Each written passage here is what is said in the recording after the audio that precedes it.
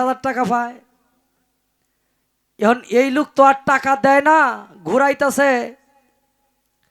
এখন চেয়ারম্যান সাহেব মনে করেন, আমাদের চেয়ারম্যান সাহেব যিনি আছেন আজহার ভাই, উনি বিচার করে দিল আগামী সপ্তাহে টাকা দিতে হইব, নাইলে তোমার গরু বাছুর বেচে এই লোকের টাকা দেওয়া হইব। আমাদের মাননীয় মন্ত্রী সাহেবের হুকুমে এই বিচার কার্যক্রম হইল। এটা মানে কথার কথা কইতেছি। এখন এই লোক গরু আসিন একটা বাজারে নিয়ে গেছে, অভাব্য দিন এই গরুর দাম হয় মাত্র 50,000 টাকা দামের গরু দাম হয় 20,000 25,000। এই বেটা 20,000 30,000 টাকা লস দেয়, গরু বেচতো না, ভুসির দাম বাড়া। এখন গরু বাজার থেকে ঘুরায় নিয়ে আয়ে, এখন যে বেটা গরু বাজার থেকে ঘুরায় নিয়ে আইয়ে এই বেটা হইলো নাক্কা।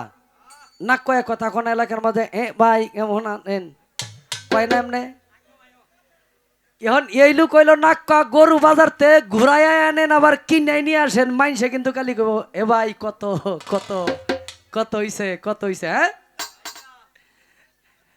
এখন যে লোক নাক কয় বেড়া গরু ব্যস্ত আসছে না, মাথা নষ্ট, আগামী সপ্তাহে টেহা দিতে হইব, বাজার নাই আর। আরেক লোক আইছে জিগাই তো হে বেটা নাক ক এ ভাই গরু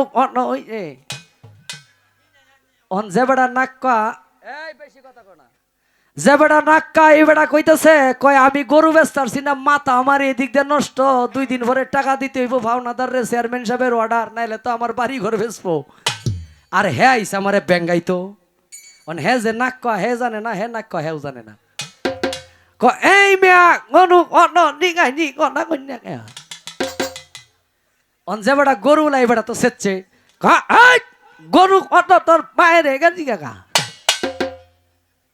হে মনে করছে আমি গরুর কথা জিগাইছি কত, এটা কইব হে, এটা আমার না কই আমার বাপের নাম লয়। এই মেয়া গরু কত জিগাইছি কইলে কইবাই না কইলে নাই, বাহের কথা কই কে।